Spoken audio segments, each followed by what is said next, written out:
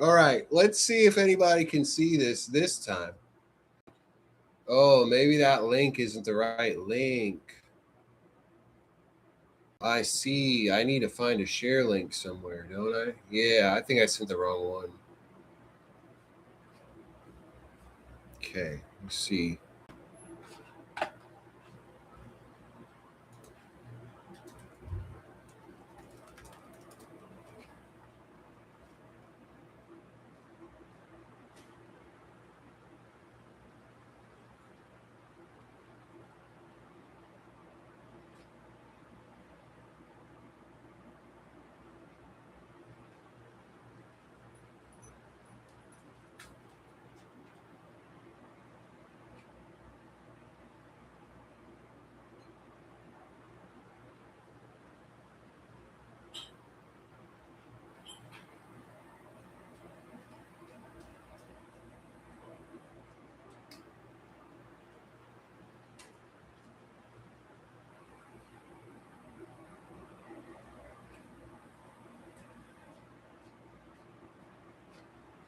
Hey, old river! We're back, baby, with the live action traction too. That is incredible. Woo! All right, so I'm going to do the plant routine that I do maybe every 3 to 6 months, depending on the season. Maybe I shouldn't move the plants, to be honest with you, but I'm not happy with the setup. Usually by this time of year, May, we're in growing season. So all these plants are getting a nice full rip of sun every day. And it's a great time for growth. I propagate plants. I just finished a round of them propagations, but I didn't have anywhere to put any more plants because my setup wasn't something that I really loved. So I'm going to show off my plants. I'm going to try to have a little routine here to walk you through. And some of them are bigger for sure, but this is a whole setup I have. I might rearrange it a little bit, but I use this in the living room as a way to grow a couple of succulents and plants like that. And the light back here is not that good. Hopefully it doesn't ruin the shot. I don't think it will. This is just a chicken container. I got some chicken breast tenders, and it makes a really great succulent tray. I am trying something out. I haven't had a lot of luck with succulents, but I've started getting some propagations to grow and make some progress. And what I found is that they thrive on neglect.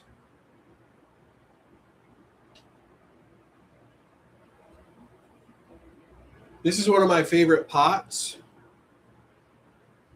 And I don't know what kind of plant this is in here, but I have a few of them you're going to see. And what's really neat is they're so easy to propagate. That's what this is.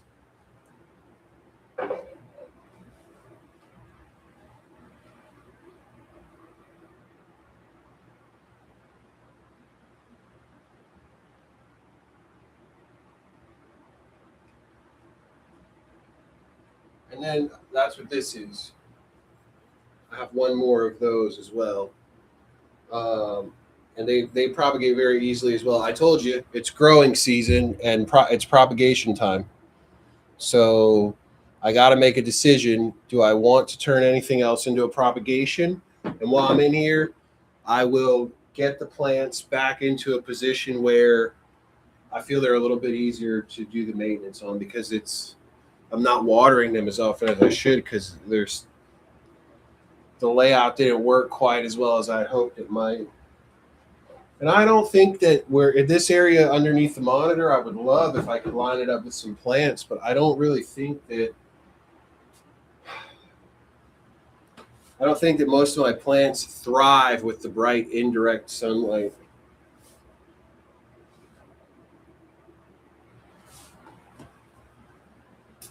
These are, I would put these outside to give them the best chance to really, grow big. But the squirrels get to them. So this whole setup's great. I'm just gonna have to figure out what else I want to do with it in the living room. That's why I'm bringing it back here. I might swap it out with different grow lights. This one, it actually does pretty well where I keep it. I usually keep it up here on this shelf. And then what it does is it blocks the big window that I have there. It helps to block some of it's over here like this while I'm working. So people don't see me so well, or the birds don't see me so well.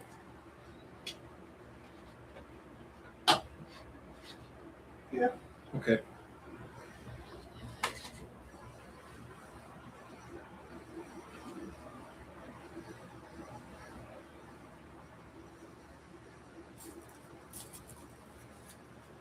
When the old leaves turn yellow, I usually just let them go. It's part of the process. The oldest ones will turn yellow first. And then I just pluck them off. I don't know. Some people tell you to cut them off, but I found that mine, once, especially the Monstera adnasoni, however we say this one, the leaves die a lot. No matter how I water them, overwater it, underwater it, water it perfectly. The oldest leaves seem fragile and destined for death. So, but it is a really good plant that I really enjoy. Space is kind of tight back here, so I don't want to put a plant on top of my laptop. I really do wish that I knew those would thrive off to the side because I really love them. Now, this is not going to do justice. I have it under grow lights over here, and I won't be able to show you that the way that I want to. But what I have here is just a bunch of cool rocks. And then this is called variegated teardrop. I've gotten good at propagating that. I believe it's very easy, and it grows in such a cool way when it has to kind of like reach for the light. And you can see whenever you propagate it, if you cut off that top growth, how it gets more bushy down around the sides. You see all those little ones coming in. Oh, and I just really love it. And it looks cool. I just propagated it, so it's smaller. And then I think this is called spider plant, an ornamental grass. I'm going to, start propagating some of those for myself. But that won't get rearranged because it's one of my favorite things. That I look at it all day. Up there he is. Praise Jesus. Oh boy. I forgot to fill these up with water. That's okay because you want to let anything that you cut off, you want to let it dry out. And I found that actually, it seems to me, other people say they deny my lived experience. Okay, put that in your pipe and smoke it, haters. Because what they tell me is that can't be true. That's too long. Don't leave them for a couple of days. It's not good for the plant. But I'll tell you this. Seems to me that the plant gets thirstier and it puts the roots out a little bit faster. Now, they'll tell you that's not how it works. But I got a lot of plants.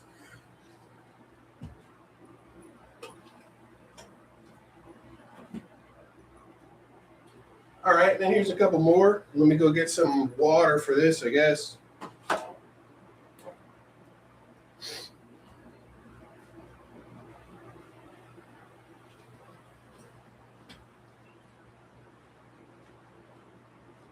Hey, I'm over here.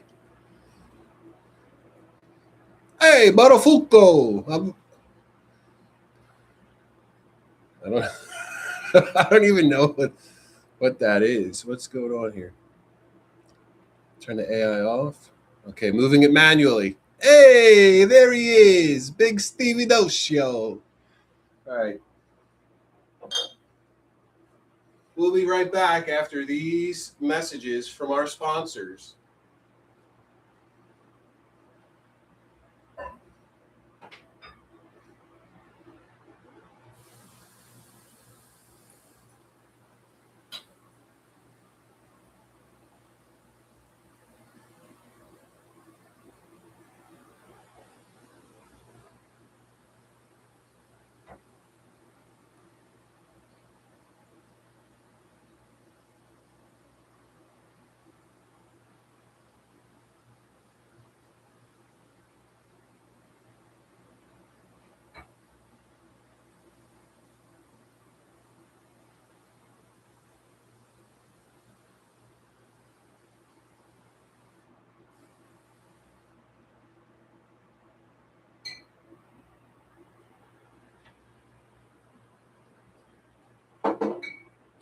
right. So I like to use these kind of soda bottles for propagations because the water doesn't evaporate as way away, and then I don't have to change it as often.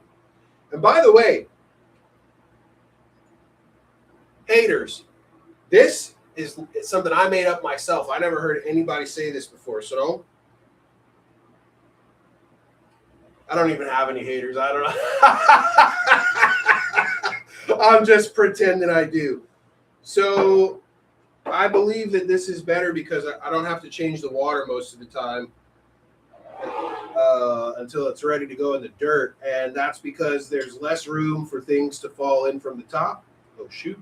So it's less likely for the roots to get sick and, for the plant to get sick. And then combine that with the fact that I usually let them sit for a couple of days, at least 24 hours before. And this is all of my plants that you can. Some of them you have to, if you let them sit that long, they'll die for sure. I don't know any by name, but I know that's true.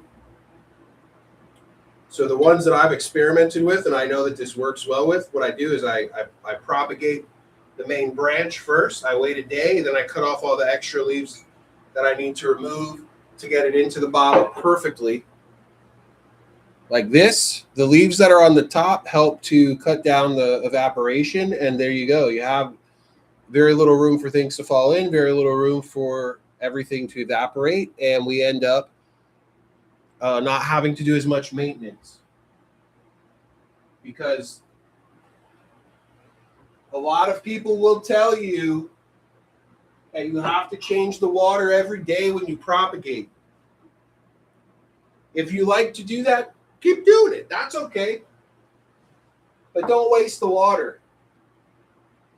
What do you do with all that water if you're changing it every day? Are you dumping it down the sink or what? Do you have enough plants to water every day like that?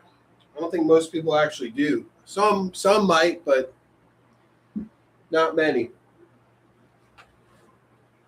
Okay, so this is the last of my variegated teardrop, which is a peperomia, and then I'm going to finish going through. I don't even know the name of this. It was gifted to me. But what I've got going on here, cool. Some beans.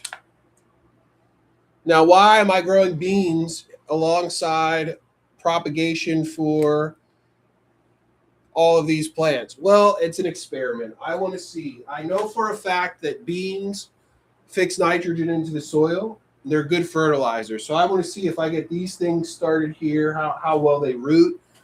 And I'm just doing an experiment. That's literally all this is. And this is one that I really like. This species. I like what it does. If you stake it up, it will continue to go vertical. Okay. If you don't stake it up, then it ends up getting a. I thought the base might be getting a little bit of rot, but I don't think that. Maybe it's just getting woody. I'm not sure. But anyway, if you don't stake it up, then it gets heavy, top heavy, and it falls over, but then it curls back up. I don't know which, like an S.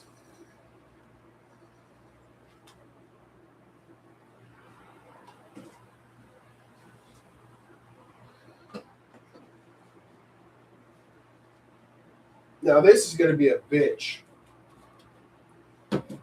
Can't demonetize me if I haven't been monetized yet. Sometimes it's hard to admit when a cutting has failed, but sometimes you gotta admit that as well. This one, I mean, I don't know. As long as it, I don't see any. Oh, it's finally putting out a root. Okay, what they say, and I've tried my best to stick with it, is as long as it's green, it's still alive. So this, man, I really shouldn't. I got to take it apart. It's time to propagate and get new things going. It's that time of year.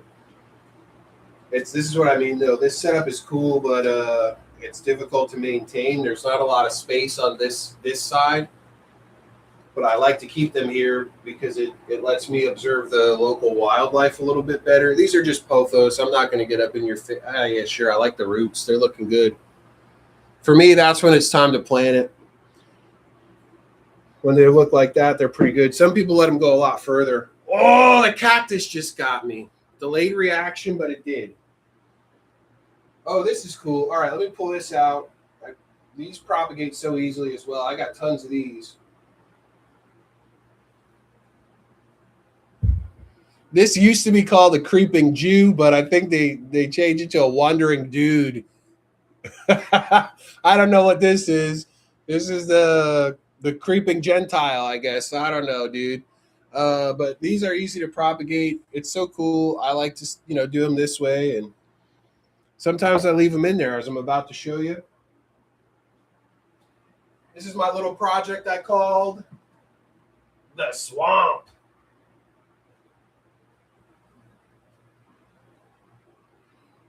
So there's a rock on the bottom here, and what I did was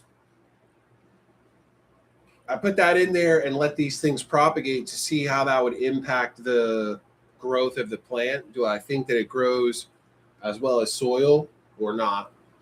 And one very interesting factoid I discovered along the way while doing a little bit of research about this is that most plants get the majority of their mass from carbon in the air. Yeah, that's why they consume CO2 from the air, carbon dioxide emissions.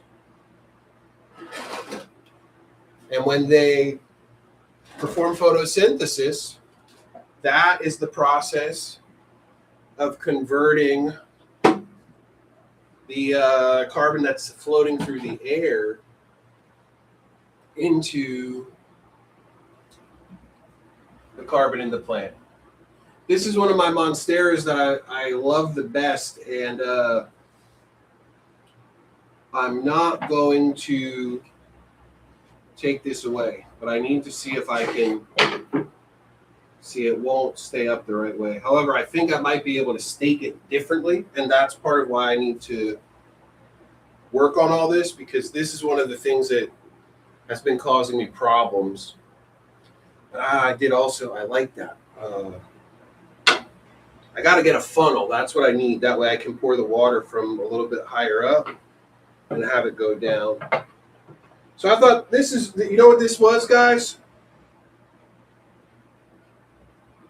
This was a Keurig pod container. And I didn't use it. I don't have it anymore. And I thought, wow, that would look cool with the Monstera. The platform behind it would be somewhat useful to, I could hide one or two tools. And yeah, I really do like it. And I think I don't see the new growth coming in quite yet. I think I do start to see it.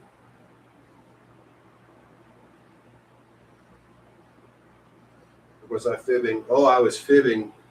It wouldn't be there. Oh, but there it is, actually. We're going to get a new one real soon. Next video I shoot, this will have at least one more. And I think I'm starting to get bigger and bigger top growth. Now, all my Monsteras that I'll show you, I can't show all of them. There's one outside. But these all came from one plant I bought at Trader Joe's a couple of years ago. And I've been propagating them ever since. I really like to propagate.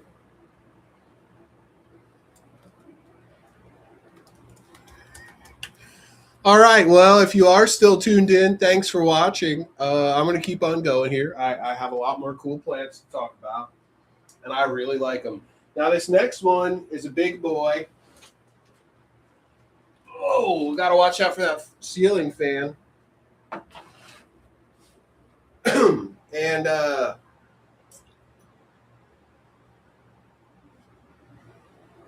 we got a new one coming right here. Oh, wow. And there's no stake, but I left a room back here, so I can stake them all up. And imagine next year it's going to be as big as my torch. Wow, it's going to be as big as me. I think I can get that accomplishment. There's some pothos in here. It's so hard to. This zooms in, right? Ooh, disable smart comp. Okay. Is it still following us? Yes. Oh, all right. I'm just going to turn off the AI for a second, guys, and turn it off. That'll be a little bit better. See, I have some pothos in here. The pothos, these are all aroids, so they grow together. And they can be watered on the same schedule, but I do believe that I have an error here in that this pot is too deep. It's too big for the Monstera. So what I'll probably actually do is what I was just talking about. Like this one here, probably it belongs inside there. And I'll just do it right now. These are not chopsticks, but chopsticks are great. I had some moss poles and I didn't like them, but all these stakes that came with have proven very helpful. These are great to like pick at the roots and to do stuff like this. So I want to put this pothos inside the mix here, and that'll also be good because it'll help to absorb up some of the moisture when I water this thing. And because the Monstera likes to grow tall, the pothos likes to grow tall, they work together, and they work very, very well together like this, and you get some cool arrangements. So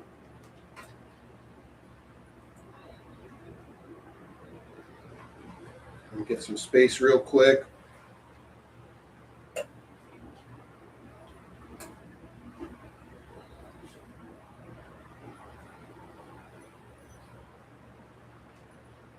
Okay, so this one's not ready. Must be a newer one or a failure. Oh yeah. Ew. Maybe I should change that water. This is good. And I like this arrangement right here to cross it over the way that it was compared to the I know you can't see it very well, but I'm not doing this for our viewers anyway, to be honest with you. But I have this one now going over here this way, and the other one comes across this way. So I'll get some, once I get this down in here where I want it, we'll get a little bit of nice, like, we don't want to break it, careful. Cross growth, I don't know what to call it. And what I'm going to do, I'm going to cover the root, and I'm going to shift the dirt around a little bit so that it's covered pretty well. And then just put a rock on it. There's a rock in here. Okay. So while I'm at it, I think I'm going to grab a couple of the other ones that I just want to get in here. So it needs to stay back because it's not rooted.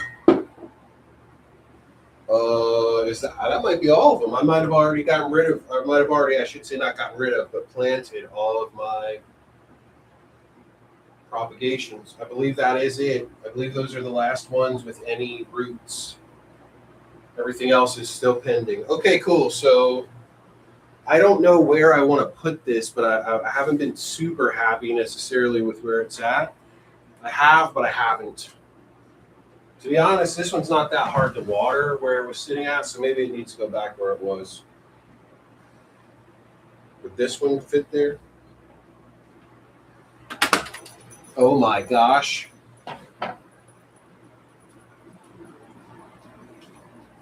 Well, it got slapped around, but it didn't get damaged, thank goodness. Okay. Yeah, that goes up there. That's great. I might put that up there. Part of the intention of having all the plants there to block me is so that when the squirrels and the birds come up to my feeders out there, they don't see me in here and they're not scared. I'm kind of camouflaged behind the plants. Here's another one.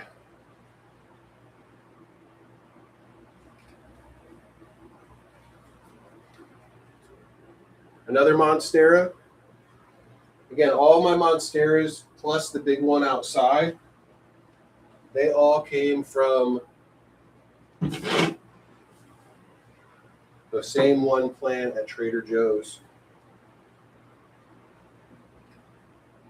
Boom, baby. New one coming out right there. 100%. And this one also would be good for me to plant some things, some of the creepy dudes. There's some different things here. That could go well with this.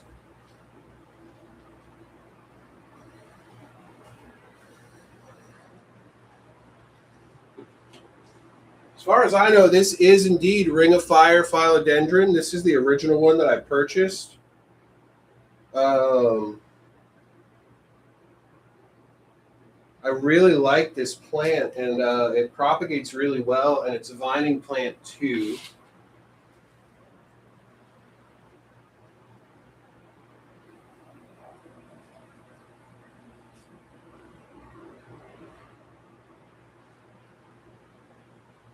And then here's the cutting I made from it, and you can see it gets kind of wild. Like it put out a lot, like a whole new plant right here, basically coming out of it. Plus up top, it's putting out like a second whole new plant, and then over here it started a third, basically. Not really a whole new plant, but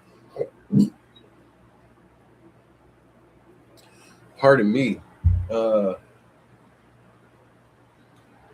yeah, it's just really cool the way that comes together and looks, and it puts out that pink fleshy growth, and then the leaves come out and they're so speckled, and I feel like it's almost like nature's pixels.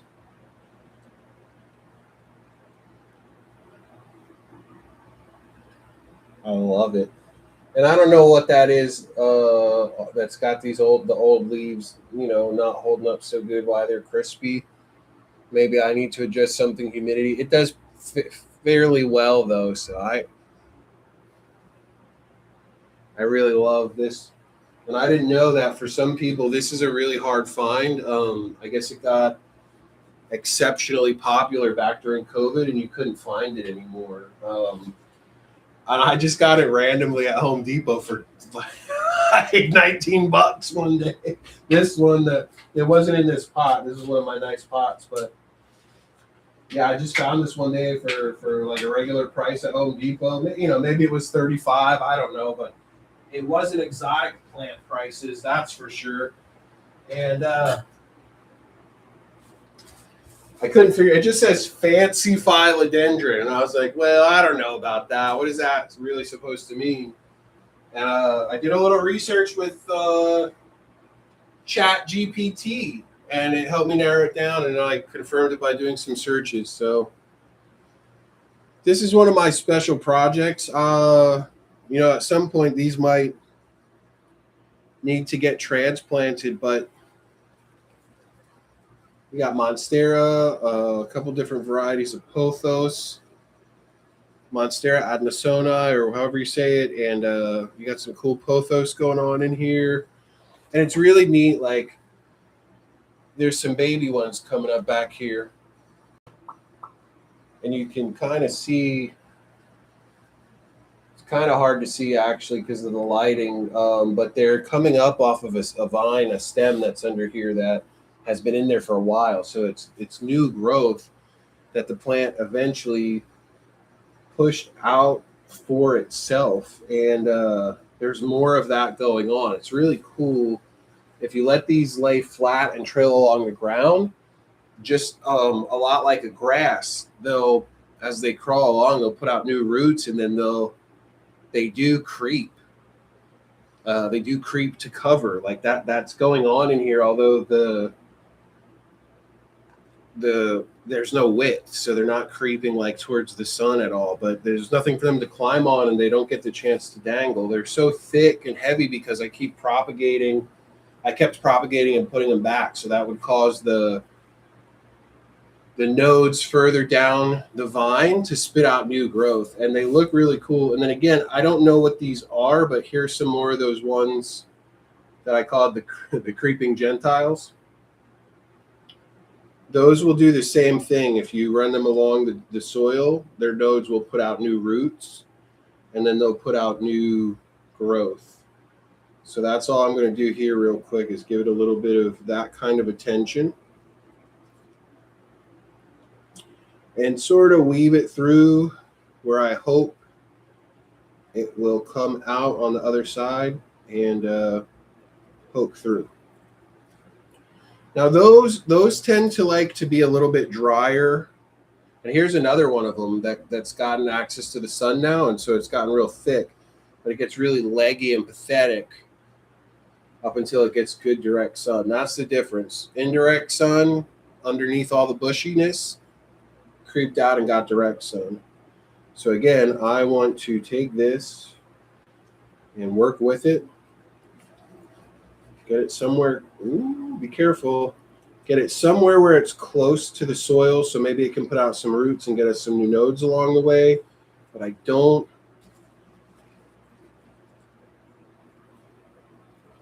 Since this one's been getting some good direct sun, I don't want to block that too much. I want to try to accommodate it. So hopefully that works out pretty good. It's not. It's not working out pretty good, but I love this. I wish I had a few more of those.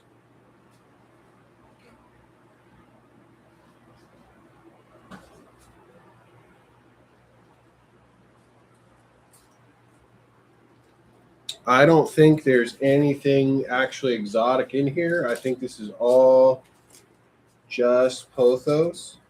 The oldest leaves will turn yellow and die if you overwater it or underwater it. That happens. When you underwater, they usually start to look a little bit more pathetic.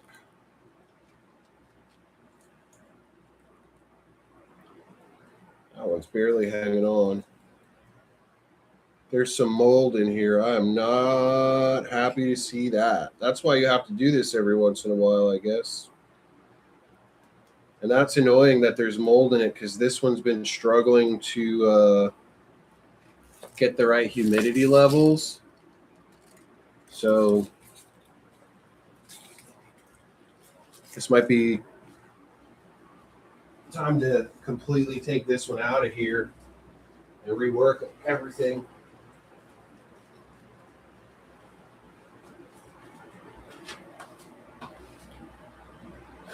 But wait, there's more.